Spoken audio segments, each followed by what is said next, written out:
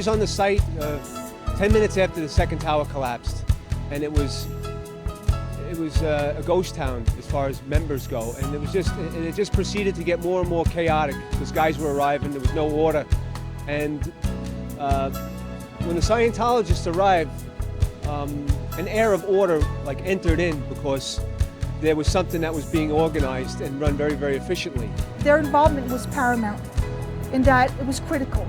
It was critical, it was first and it was foremost, and it was unforgettable. There's a lot of very highly stressed, worn out, exhausted rescue people here, and your contribution to helping them to deal with their problems and deal with their upset emotions and to have some tranquility and rest has been a very productive and very worthwhile effort. On the disaster site, there was the Scientology Ministers group that was of great help, soothing our minds, talking to us, trying just to make our mind clearer. Although we were all down there working on adrenaline, it was still helpful to have them keep us, keep you uplifting and keep you motivated to do what you had to do. We kind of get a lot of the credit, but I think a lot of the credit has to go to the people on the outskirts, such as, the Scientology minister volunteers and such that, provided us with comfort while we were down there at a time when we needed it, probably more than most people understand or realize. Well, I just want to say thank you. Who's ever listening, from the bottom of my heart, I just want to say thank you because I know for a fact that you've made a difference. I saw it firsthand.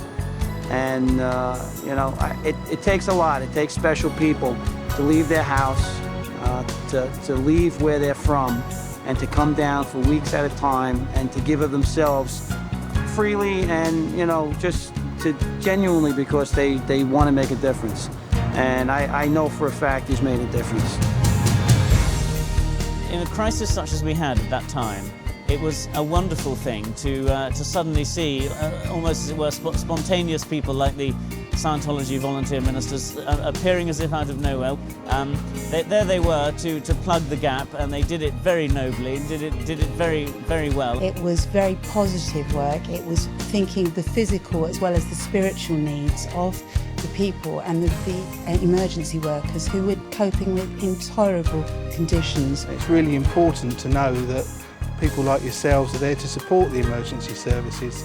After the terrible bombings in London, I know they're providing basic things like, food and drink, but it's also the support of being able to talk to other people like yourselves, to relieve the pressure. Even just to briefly talk to and to break up that part of the day, just for that moment or so, was very encouraging. By administering to them, that person was able to stand up and go forward.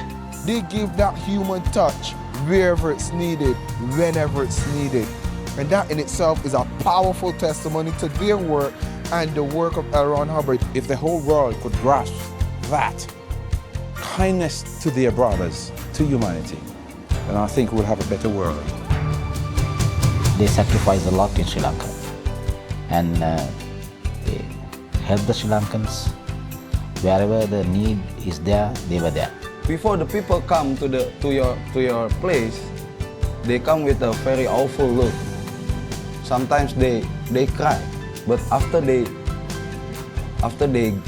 get your assist, they come out with a smile. I started smiling, and finally I realized myself that how relieved I was. So I know that if I do it to another, that he will have the same experience. The only one of us in the world who have performed this kind of therapy. I think it is more important than the material assistance to the people. They need Scientology first to cure and to mend their spirit and their soul. Just follow the way that L. Ron Hubbard did for us. Don't let him alone. We can join, we can lean forward with him. There's a new life to come. We have to put up a new building, and it's a correct foundation has come. So the foundation has given by you.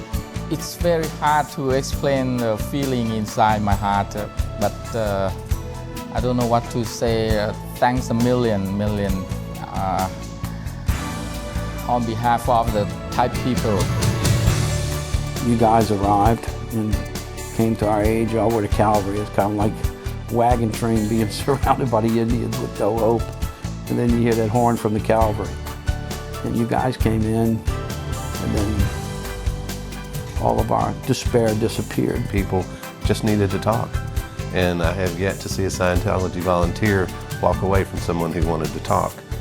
That's invaluable. You can't replace that with any program. They were there 24 hours a day.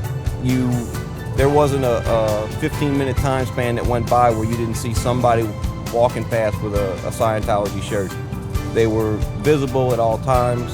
Whatever we needed, whether it was counseling, whether somebody to talk to, whether it was service in the community, they were available. The ministers were able to offer something that we, the community, could not.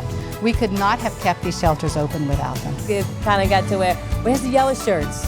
Everybody was looking, where's the yellow shirts? And so that's kind of how we went, if you needed something, there was no job too big or too small. For me, it's just the caring and the giving and the continual giving is something that, when are they going to get tired? They touched so many people's hearts. They went to everybody. They went in there. They didn't go just to a courthouse. They went to every little place that they could find all over the community to help people. It's almost like having a family member there to pretty much get you along through the situation. And I don't see how we could have lived without them. I don't think we could have done it without them. I'm just real happy with the way everything's turned out.